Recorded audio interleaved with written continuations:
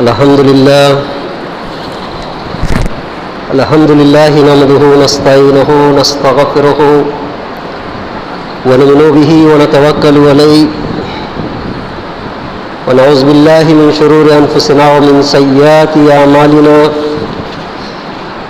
मन यहदिल्लाहु फला मुज़िल्ल लहु व मन युज़्लिल्हु फला हादिय लहु व अशहदु अन ला इलाहा इल्लल्लाहु वहदहु ला शरीक लहु व अशहदु अन्न मुहम्मदन अब्दुहु व रसूलुहु अम्मा बाद फ़इन्न खैरल हदीस किताबुल्लाह व खैरल हदी हदी मुहम्मदिन सल्लल्लाहु अलैहि वसल्लम व शर्रल उमूरि मुहदसातुहा व कुल्लु मुहदसातिन बिदअ व कुल्लु बिदअतिन ज़लाला व कुल्लु ज़लालतिन फिन्नार। फ़ौज़ु बिल्लाहि समीउल अलीम मिनश शैतानिर रजीम। बिस्मिल्लाहिर रहमानिर रहीम।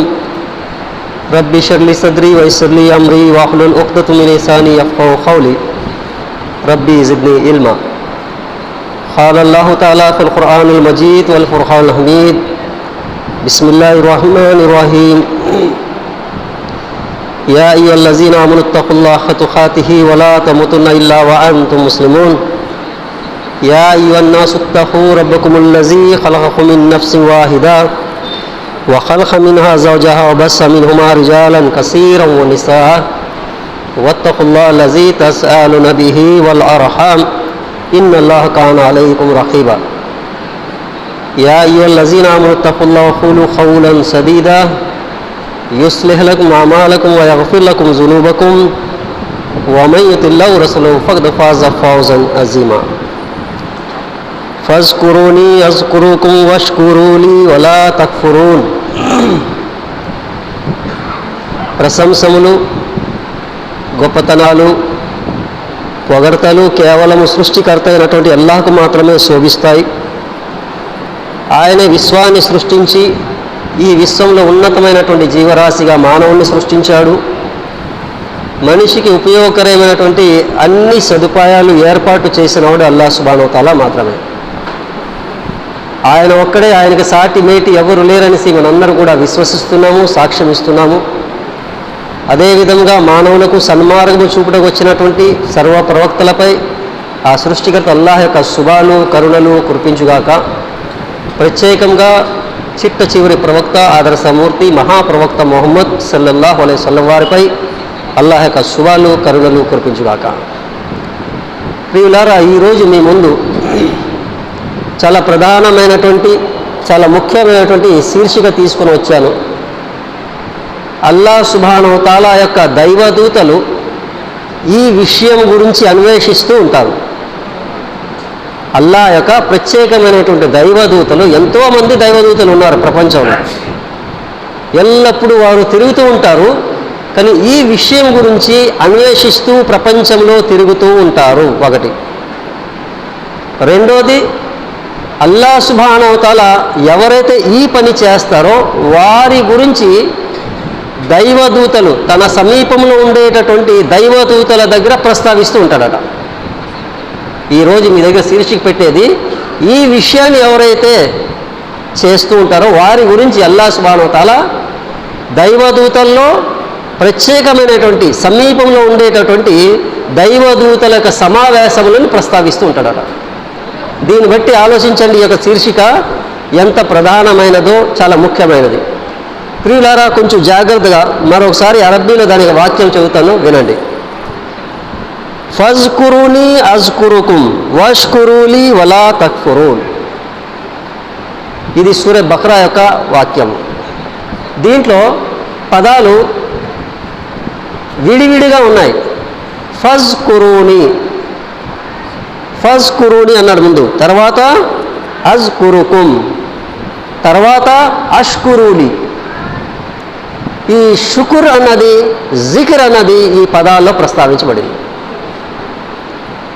అల్లాహ్ సుబ్హానహు వ తఆలా ఏమంటున్నారంటే, మీరు నన్ను గుర్తుపెట్టుకోండి, నన్ను జ్ఞాపకం ఉంచుకోండి, నేను మిమ్మల్ని జ్ఞాపకం ఉంచుకుంటాను, మిమ్మల్ని గుర్తుంచుకుంటాను.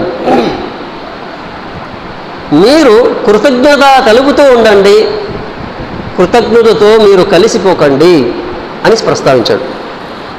మీరు నన్ను స్మరిస్తూ ఉండండి, నేను మిమ్మల్ని స్మరిస్తాను. చాలా ఆశ్చర్యకరమైనటువంటి పదం ఉంది ఇక్కడ.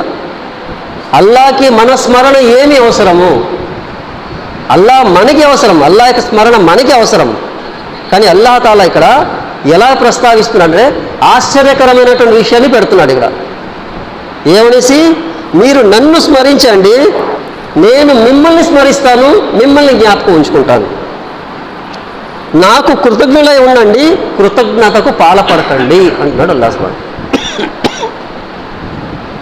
ప్రియులారా, విశ్వాన్ని సృష్టించినటువంటి సృష్టికర్త ఒకడు ఉన్నాడు అని నమ్మిన తర్వాత, విశ్వసించిన తర్వాత ఆయనకు స్మరణ చాలా ప్రధానమైనటువంటి పాత్ర వహిస్తుంది. అదే అల్లాహ్ సుబ్హానహు ఇక్కడ ప్రస్తావించాడు. మీరు నన్ను స్మరించండి, మిమ్మల్ని నేను గుర్తుపెట్టుకుంటాను. అది ఎక్కడ? దైవదూతల యొక్క సమావేశంలో. మహాప్రవక్త సల్లల్లాహు అలైహి వసల్లం వారు ఒక సందర్భంలో ఏమన్నారంటే, ఎక్కడైతే అల్లాహ్ యొక్క స్మరణ జరుగుతూ ఉంటుందో, ఎక్కడైతే సృష్టికర్త అయినట్టు అల్లాహ్ యొక్క నామస్మరణ, అల్లాహ్ యొక్క విషయాలు ప్రస్తావించుకుంటూ ఉంటారో, ఇద్దరు, ముగ్గురు, నలుగురు జమాతు ఒక సమావేశం జరుగుతూ ఉంటుందో, ఆ సమావేశం గురించి ప్రత్యేకంగా దైవదూతలు అవతరిస్తారట. అవతరించి అన్వేషిస్తూ ఉంటారు, ఎక్కడ జరుగుతుంది ప్రపంచంలో అల్లాహ్ యొక్క స్మరణ ఎక్కడ జరుగుతుంది, అల్లాహ్ యొక్క జిక్ర్ ఎక్కడ జరుగుతుంది అనేసి అన్వేషిస్తూ ఉంటారట.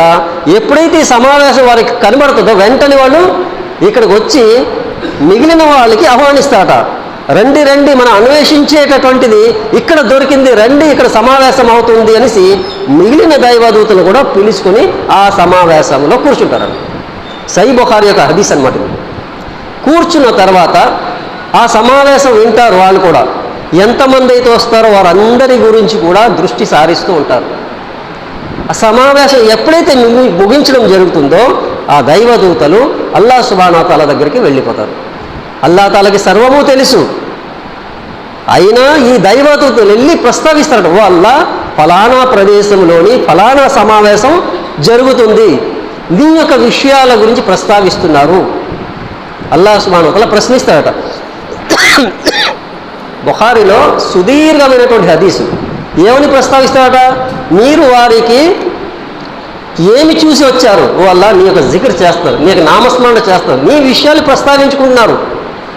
ఇహలోకం గురించి, పరలోకం గురించి, మరణాంతర జీవితం గురించి మాట్లాడుకుంటున్నారు, డిస్కషన్ చేసుకుంటున్నారు. అనవసరమైనటువంటి విషయాలు మాట్లాడడం లేదు. ఏం కోరుకుంటున్నారు అని అల్లాహ్ సుబ్హానహు వ తఆలా ప్రశ్నిస్తాడట. వారు స్వర్గాన్ని కోరుకుంటున్నారు. అల్లాహ్ వారి యొక్క ఉద్దేశము అక్కడ సమావేశానికి ముఖ్య ఉద్దేశం ఏంటిది? పుణ్యం సంపాదించాలి, అల్లాహ్ యొక్క ప్రసన్నత, నీ యొక్క ప్రసన్నత చెంది స్వర్గానికి వెళ్ళాలి. వారు స్వర్గాన్ని చూశారా అని ప్రశ్నిస్తారు. లేదు అల్లాహ్. ఒకవేళ స్వర్గాన్ని చూసినట్లయితే వాళ్ళ యొక్క జిక్ర్ సమావేశం ఎలాగ ఉంటుంది? చాలా అత్యధికంగా ఉంటుంది. మరి దేని నుంచి వారు రక్షణ కోరుకుంటున్నారు? వాళ్ళ నరకం నుండి రక్షణ కోరుకుంటున్నారు. ఏమి నరకాన్ని చూశారా? లేదు అల్లాహ్. ఒకవేళ నరకాన్ని కానీ చూసి ఉన్నట్లయితే భయాందోళన చెంది వాళ్ళు గడగలాడిపోతారు. అల్లాహ్ అప్పుడు అల్లాహ్ సుబ్హానహు వ తఆలా, అయితే మీరు సాక్ష్యం ఉండండి. దైవదూతలకు అల్లాహ్ తాలా సాక్ష్యం పెడుతున్నాడు. మీరు సాక్ష్యం ఉండి వారందరినీ కూడా నేను క్షమించేశాను. మళ్ళీ దైవదూతలు ప్రశ్న, ఓ అల్లాహ్, ఒక ఆయన ఆ సమావేశంలో అయితే ప్రత్యేకంగా రాలేదు, అలా దారి గుండా వెళ్తూ వెళ్తూ వచ్చి కూర్చున్నాడు. ఒక వ్యక్తి ఏం జరుగుతుందో చూద్దామనేసి కూర్చున్నాడు. అల్లాహ్ వారి సంగతి ఏమిటిది, వాడి యొక్క విషయం ఏమిటిది? అల్లాహ్ వాడిని కూడా క్షమించేశాను, ఆ వ్యక్తిని కూడా నేను క్షమించేశాను. చూడండి, ఇది చాలా పెద్ద హదీస్ అనమాట. దీని యొక్క వ్యాఖ్యానంలో విద్వాంసులు ఎలా రాస్తున్నారంటే, అల్లాహ్ యొక్క కరుణ, దయ ఎవరైతే అల్లాహ్ యొక్క స్మరణలో సమయాన్ని తీస్తారో వారి గురించి అల్లాహ్ సుబ్హానహు వ తఆలా క్షమాభిక్ష ఎలాగ పెడతారంటే, కనీసం వినడానికి కొంచెం సమయం తీసి వెళ్ళిపోయిన వ్యక్తి, ఆ వ్యక్తిని కూడా ఆ జమాత్, ఆ సమావేశంలో కలిపేస్తాడు అల్లాహ్ సుబ్హానహు వ తఆలా. ప్రియులారా, ఇది చాలా ప్రధానమైనటువంటి, మనిషి విశ్వసించిన తర్వాత అల్లాహ్ యొక్క నామస్మరణ, జిక్ర్ అన్నది చాలా ముఖ్యమైనటువంటి పాత్ర వహిస్తుంది. దాని గురించి మరొక వాక్యం, యా అయ్యుహల్లజీన ఆమను ఉజ్కురుల్లాహ జిక్రన్ కసీరా. ఇక్కడైతే జిక్రన్ కసీరా చెప్పడం, కసీర్ అంటే అత్యధికంగా స్మరించండి. ఓ విశ్వసించిన ప్రజలారా, అల్లాహ్ను అత్యధికంగా స్మరించండి. ఆ తర్వాత అల్లాహ్ తాలా ఉదయము సాయంత్రము ఉదయము సాయంత్రము ఈ పదానికి తీసుకొని విద్వాంసులు దీనికి వ్యాఖ్యానం ఎలా చేస్తారంటే ఫజర్ నమాజ్ తర్వాత ఎక్కువగా జికిర్ని సమయం తీయండి, ఎప్పటి వరకు అయితే సూర్యుడు ఉదయిస్తాడో ఇష్రాక్ యొక్క సమయం అవుతుందో అప్పటి వరకు జికిర్లోని ఏ వ్యక్తి అయితే నమాజ్ చేసిన ప్రదేశంలో కూర్చొని అల్లా యొక్క జికిర్ చేస్తూ ఇష్రాక్ వరకు ఉంటాడో ఇష్రాక్ తర్వాత సమయం తర్వాత 2 రకాత్ నమాజ్ చేస్తాడో వాడి యొక్క శరీరంలో ఉండేటువంటి 365 యొక్క భాగాల యొక్క సదగా చేసినంత పుణ్యాలు, మరో హదీస్లో ఏంటంటే ఉమ్రా చేసినంత పుణ్యాలు అని కూడా వస్తుంది. చూడండి, సర్వసాధారణంగా మనం చెప్తున్నానని బాధపడకండి, నమాజులో సలాం తిప్పినంటే వెళ్ళిపోతున్నారు జనాలు. ఎంత వేగ ఇమాం గారు సలాం తిప్పి అంత వేగం లెగిసి వెళ్ళిపోతున్నారు. కానీ మహాప్రవక్త సల్లల్లాహు అలైహి వసల్లం అన్నారు, ఎక్కడైతే నమాజ్ చదివారో ఎప్పటి వరకైతే అదే స్థానంలో ఉండి జికిర్ చేస్తూ ఉంటారో వారి గురించి దైవదూతలు క్షమాభిక్ష వేడుతూ ఉంటారు. ఎంతసేపు మనం కూర్చుంటున్నా ఒకసారి ఆలోచించండి. సలాం తిప్పినండి వెళ్ళిపోతున్నాం. ప్రవక్త వారు ఏమన్నారు, ఎప్పటి వరకైతే ఆ వ్యక్తి కూర్చొని జికిర్ చేస్తూ ఉంటాడో ఎప్పటి వరకైతే అక్కడి నుంచి లెగడో అప్పటి వరకు కూడా దైవదూతలు ఆ వ్యక్తి గురించి క్షమాభిక్ష గురించి అల్లాహ్ తాలాకి దువా చేస్తూ ఉంటారు. మనం ఎక్కడ వాడుకుంటున్నాము? వాడుకోవట్లేదు. సలాం తిప్పనండి మాయ అయిపోతున్నాం. అలా కాదు, ఎప్పటి వరకైతే మనం అదే ప్రదేశంలో ఎక్కడైతే నమాజ్ చేసామో అక్కడే జికిర్లోనే కూర్చుని పోవాలి. నమాజ్ తర్వాత ఏ అస్కారం ఉన్నదో అది చేసుకుని కూర్చోవాలి. ఒకవేళ వజూ పోతే వెంటనే లేచి వజూ చేసుకుని రావాలి. ఆ హదీస్లో ఇంకో వాక్యం ఏంటంటే ఎప్పటి వరకైతే ఆ వ్యక్తి యొక్క వజూ పోదో అప్పటి వరకు దైవదూతలు ఆ వ్యక్తి గురించి దువా చేస్తారు. చాలా దురదృష్టకరమైనటువంటి విషయం ఏంటంటే నమాజ్ చేసిన తర్వాత జికిర్ కూడా చేయరు, దువా కూడా చేయట్లేదు. సామూహిక దువా అయితే లేదు, కానీ వ్యక్తిగతమైనటువంటి దువా మాత్రం చేయాలి కదా. దూరం అయిపోయాం. ఎప్పుడైతే ప్రవక్త సల్లల్లాహు అలైహి వసల్లం వారు ఇస్తమాయి దువా చేయలేదు అన్నామో మన దువాలు మనం చేయడం కూడా మానేసాం. ఇది చాలా బాధాకరమైనటువంటి విషయం. అలా కాదు, నమాజ్ తర్వాత జికిర్ చేయండి, దువా చేసుకోవచ్చు ఎవరి మట్టికి వాళ్ళు. మీకు ఏటేటి అవసరం ఉన్నాయో మీరు దువా చేసుకోవాలి. మీ అవసరాల గురించి ఇమాం గారు దువా చేయరు కదా. జికిర్ చేసిన తర్వాత మన దువాలు మనం చేసుకోవాలి. ఇది చాలా పొరపాటుగా జరుగుతుంది. అలా జరగకుండా ఇన్షాల్లా చూసుకోండి. నమాజ్ ఎక్కడైతే చేశామో ఫరజ్ నమాజ్ అక్కడే కూర్చొని ఎప్పటి వరకు అయితే జికిర్ చేస్తుంటామో అప్పటి వరకు దైవదూతలు మన గురించి దువా చేస్తుంటారు. ఇది ముఖ్యమైన విషయం ముందు ఉంచాను. అల్లాహ్ సుబ్హానహు వ తఆలా ఏమన్నారు, నేను విశ్వసించిన ప్రజలారా అల్లాహకు అత్యధికంగా స్మరించండి, ఉదయము సాయంత్రము ఆయన పవిత్రతను కొనియాడండి. ప్రత్యేకమైనటువంటి దువాలు ఉన్నాయి, జికిర్లు ఉన్నాయి. అస్బానా అస్బాల్ ముల్కులిల్లాహి వల్హమ్దులిల్లాహి ఉదయం చదివేది, అంసైనా అంసల్ ముల్కులిల్లాహి ఇది సాయంత్రం చదివేవి. అంటే ఉదయం చదివేవి సాయంత్రం చదివేవి జికిర్లు ఉన్నాయి. దాన్ని చిన్న చిన్న పుస్తకాల్లో ఉన్నాయి. అది చూసుకొని అలాగ చదివినా పర్వాలేదు, రాకపోయినా చూసైనా చదువుకోవచ్చు. లేదంటే మన యొక్క సెల్లో కూడా PDF ఫైళ్ళు ఉన్నాయి. నమాజ్ అయిపోయిన తర్వాత అదే స్థానంలో కూర్చొని ఆ జికిర్ చేసామనుకోండి, కనీసం 20 నిమిషాలు పడుతున్నాయి ఆ దువాలు చదవడానికి. ఉదయం పూట జికిర్లని సపరేట్గా ఉంది. అస్కారు సభ అని కొడితే మనం వచ్చేస్తుంది. ఉదయం చదివేటటువంటిది దువాలు ఉంటాయి, అది ఫజర్ తర్వాత చదివేది. ఇక్కడ వ్యాఖ్యానం విద్వాంసులు ఎలా రాస్తారు, ఉదయం సాయంత్రం అల్లాహ్ సుబ్హానహు వ తఆలా అన్నారు కాబట్టి ఫజర్ తర్వాత మరియు మగ్రిబ్ తర్వాత 2 ప్రత్యేకమైనటువంటి జికిర్ దువాలు ఉన్నాయన్నమాట. ఆ తర్వాత అల్లాహ్ తాలా అన్నారు, మీపై అల్లాహ్ తాలా యొక్క కరుణ గృహాలు పంపిస్తాడు అల్లాహ్ సుబ్హానహు వ తఆలా. ఎవరైతే అలా చేస్తారో వారిపై అల్లాహ్ తాలా యొక్క కరుణ గృహాలు పంపిస్తాడు. ఆయన దూతలు కూడా మీపై కారుణ్యాన్ని కురిపిస్తూ ఉంటారు. ఆయన మిమ్మల్ని చీకట్ల నుండి వెలుగులోకి తీసుకుని రావాలనేటటువంటి అల్లాహ్ యొక్క సంకల్పము ఇది అనేసి తెలపడం జరిగింది. చూడండి, అల్లాహ్ సుబ్హానహు వ తఆలా కరుణాదయ ఉంటుంది, మనకు దైవదూతలు కూడా మన గురించి దువా చేస్తారట. ఇది మీకు 33వ సూరాలోని 41వ వాక్యంలో తెలుస్తుంది. అంటే విశ్వాసుల యొక్క నామస్మరణ అత్యధికంగా చేయమన్నాడు అల్లాహ్ సుబ్హానహు వ తఆలా. అంతేగాని దాంట్లో ప్రత్యేకమైనటువంటి సమయాలు ఫజర్ తర్వాత మగ్రిబ్ తర్వాత ప్రస్తావించడం. ప్రతి నమాజ్ తర్వాత జికిర్లు ఉన్నాయి, కానీ ప్రత్యేకమైనటువంటి ఫజర్ తర్వాత మగ్రిబ్ తర్వాత ఇక్కడ పేర్కొనడం జరిగింది. అదే సూరాలో 33వ సూరాలోనే మరొక వాక్యం ఉంది, నిశ్చయంగా దైవ ప్రవక్తలో మీకు అత్యుత్తమమైనటువంటి ఆదర్శం ఉంది, ప్రవక్త వర్గ జీవన సరళిలో మీకు ఒక ఆదర్శనం ఉంది, ఒక మోడల్ ఉంది. అంతిమ దినం పట్ల ఆశ కలిగి ఉండాలి. ఆ తర్వాత అల్లాహ్ తఆలా అన్నాడు, అత్యధికంగా అల్లాహ్ను స్మరించే ప్రతి ఒక్కరి గురించి ఆదర్శం ఉంది. ప్రవక్త సల్లల్లాహు అలైహి వసల్లం వారిలో ఆదర్శం ఉంది. ఆ ఆదర్శం ఎవరైతే గ్రహిస్తారో దాని గురించి తర్వాత వాక్యంలో ప్రస్తావన ఉంది. ఎవరు గ్రహిస్తారట? వాస్తవంగా ప్రవక్త వారిలో ఏ మోడల్ ఉంది, ప్రవక్త వారికి వాస్తవమైనటువంటి సున్నతులు ఎవరు గ్రహించగలరంటే తర్వాత వాక్యంలో అల్లాహ్ తఆలా అంటున్నాడు, అంతిమ దినం పట్ల అల్లాహ్ను అత్యధికంగా ఎవరైతే స్మరిస్తారో వారే దాన్ని గ్రహించగలరు. ప్రవక్త సల్లల్లాహు అలైహి వసల్లం వారికి జీవన సరళి మనకు ఒక మోడల్ ఉంది. ఆ మోడల్ని యాజ్ ఇట్ ఈజ్గా ఎవరు గ్రహించగలరు? ఎవరికైతే మరణాంతర జీవితం దృఢమైనటువంటి నమ్మకం, విశ్వాసం ఉందో, మరి ఎవరైతే అల్లాహ్ను ఎక్కువగా జిక్ర్ చేస్తూ ఉంటారో వారు మాత్రమే గ్రహించగలరు.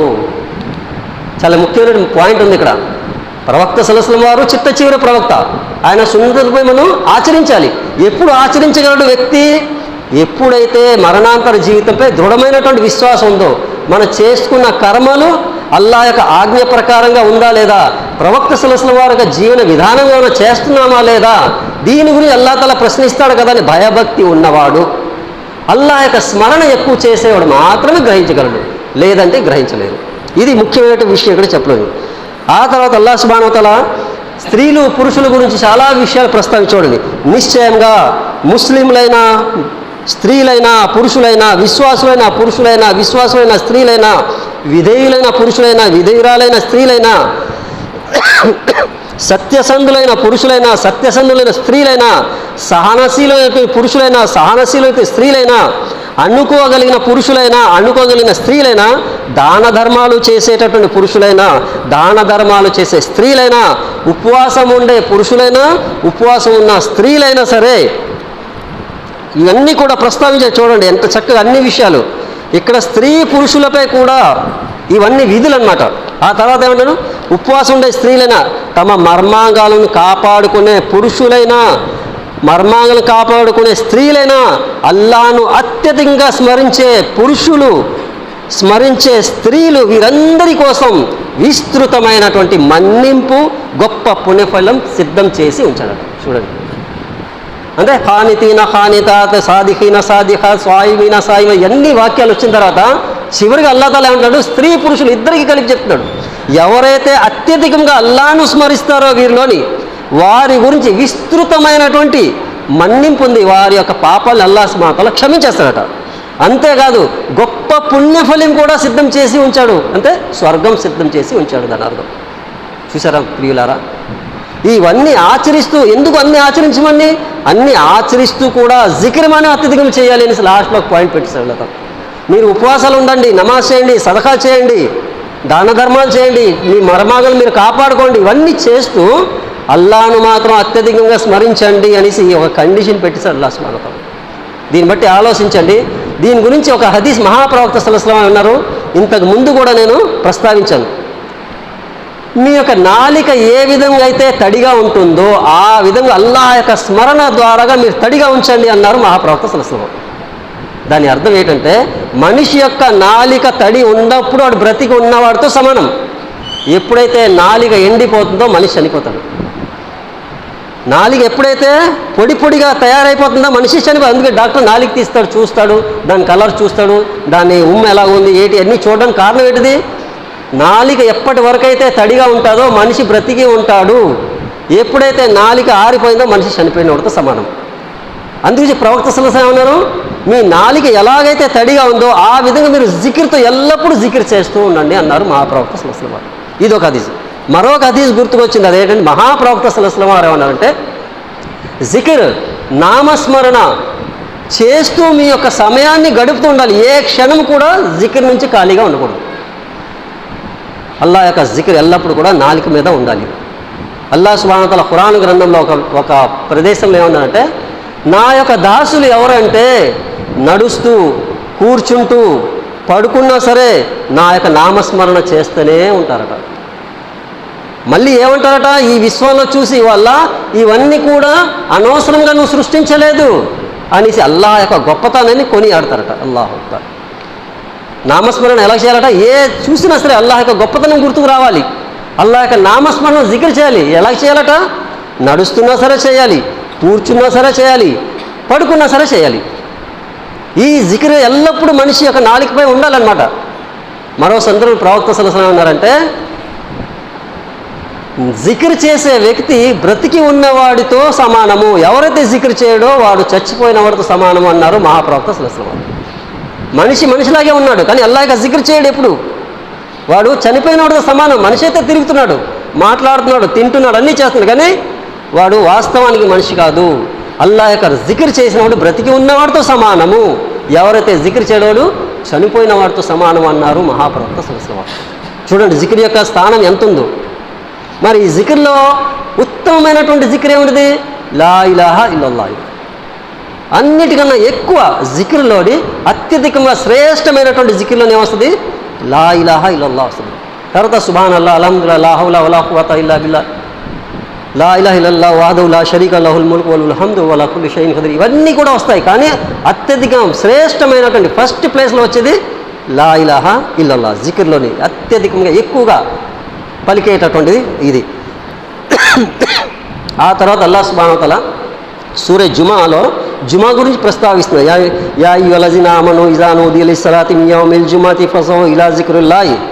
ఇక్కడ కూడా ఏమన్నాడు? జిక్రిల్లాహి అన్నాడు.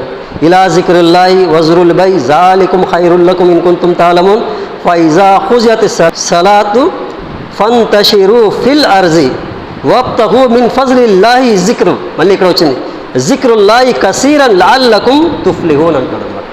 2 సార్లు దీంట్లో కూడా జిక్రు ఉంది.